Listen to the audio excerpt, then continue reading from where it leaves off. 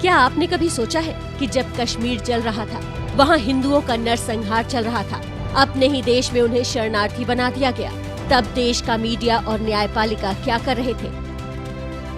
ये बात 90 के दशक की है, जब कश्मीर में आतंकवाद चरम पर था। आए दिन हिंदुओं की हत्याएं हो रही थी। फिर एक दिन आया जब रातों रात लाखों लोगों को कश्मीर घाटी से खदेड़ दिया गया। आपको ये जानकर संभवतः आश्चर्य हो कि तब भी भारतीय मीडिया बिल्कुल वही कर रहा था जो आज कर रहा है। मीडिया का ये चरित्र हर भारतीय को जानना चाहिए। 31 मार्च 1990 के इंडिया टुडे के अंक में ये लेख छपा था। इसकी हेडलाइन देखिए। हिंदी में इसका अर्थ है, कश्मीरी हिंदू सांप्रदायिक तनाव पैदा करने के लिए घाटी छोड़कर भाग रहे हैं। इस लेख में बताया गया था कि आरएसएस और विश्व हिंदू परिषद ने कश्मीरी पंडितों के बीच एक उन्माद की स्थिति पैदा कर दी है। वो स्वयं ही अपने घर बार छोड़कर जा रहे हैं ताकि घाटी में अमन चैन के माहौल को खराब किया जा सके। इस लेख में कश्मीर की हिंसा के लिए आरएसएस और विश्व हिंदू परिषद को जिम्मेदार बताया गया। इसके अनुसार वास्तव में कश्मीरी हिंदुओं नहीं बल्कि मुसलमानों का पलायन हो रहा है। कश्मीरी मुसलमान दिल्ली के बाजारों में शॉल और कालीन बेचने को मजबूर हैं। रिपोर्ट में हिंदुओं की हत्या को ये कहते हुए सही भी ठहराया गया कि जो लोग मारे गए हैं उनमें से अधिकांशतः पंडित हैं जो कि ऊंचे सरकारी पदों पर बैठे थे। इंडिया टुडे की रिपोर्ट को लिखने वाले पत्रकार थे पंकज पचौरी, वही पंकज पचौरी जो बाद में लंबे समय तक एनडीटीवी नाम के चैनल में रहे। संभवतः यही पत्रकारिता थी जिसके पुरस्कार स्वरूप उन्हें मनमोहन सिंह का मीडिया सलाहकार बनाया गया। इंडिया टुडे ही नहीं, उस दौर के अधिकांश पत्र पत्रिकाओं ने कश्मीर के हिंदू नरसंहार को आतंकवाद नहीं बल्कि अमीर और गरीब के बीच का संघर्ष बताया था। उस दौर में मीडिया आज की तरह विकसित नहीं था। एक आध चैनल थे और कुछ पत्र पत्रिकाएं। उनमें काम करने वाले अधिकांश पत्रकार वास्तव में कांग्रेस या वामपंथी दलों के वैचारिक कार्यकर्ता हुआ करते थे। अपनी भारत विरोधी पत्रकारिता के लिए बदनाम हो चुके एनडीटीवी ने भी हिंदुओं के पलायन पर कुछ समय बाद एक रिपोर्ट की थी। विवादित पत्रकार बरखा दत्त ने इसमें हिंदुओं के नरसंहार को सही ठहराते हुए जो कुछ कहा था वो स्वयं सुन लीजिए। Today, hapless victims, they were once the privileged elite of the valley.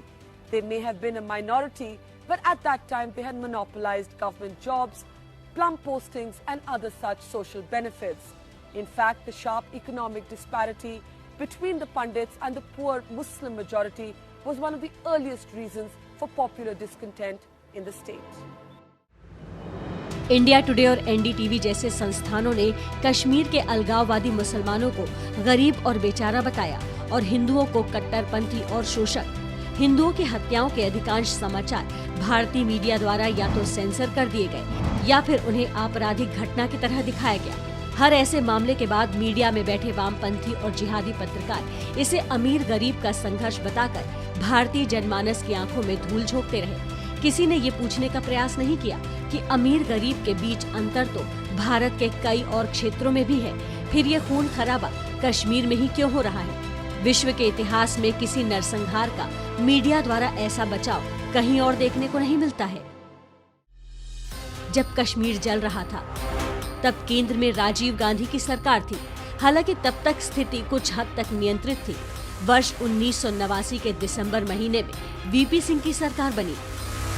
Kashmir के नेता मुफ्ती मोहम्मद सईद को गृह मंत्री बनाया गया।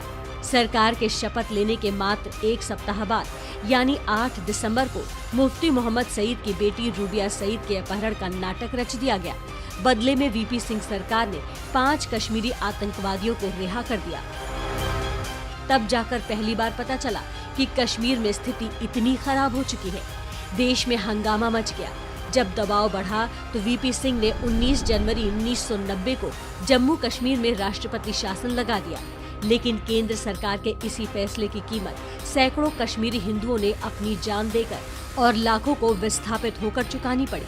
19 जनवरी 1990 की उसी रात को मस्जिदों से लाउडस्पीकर पर घोषणा की गई और लाखों काफिरों को रातों रात उनके पूर्वजों की धरती को छोड़ने को विवश कर दिया गया।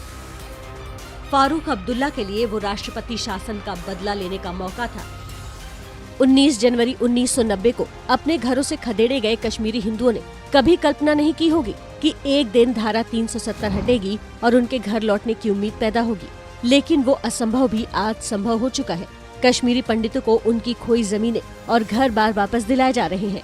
पहली बार कश्मीर में इस्लामी आक्रमणकारियों द्वारा तोड़े गए हिंदू मंदिरों के रख रखाव और मरम्मत पर ध्यान दिया जा रहा है। ये सब भारतीय सेक्युलर मीडिया की आंखों में चुभ रहा है। कश्मीर में हिंदुओं के साथ हुए अन्याय की ये कहानी हमारी आने वाली पीढ़ियों को भी पता होनी चाहिए। हिंदुओं के इस नरसंहार के लिए दोषी हर चेहरे को याद रखना होगा, ताकि फिर से वो कोई घात न करने पाए। इस रिपोर्ट में हमने जो कुछ भी बताया उसका संदर्भ आप इस वीडियो डिस्क्रिप्शन में पा सकते हैं।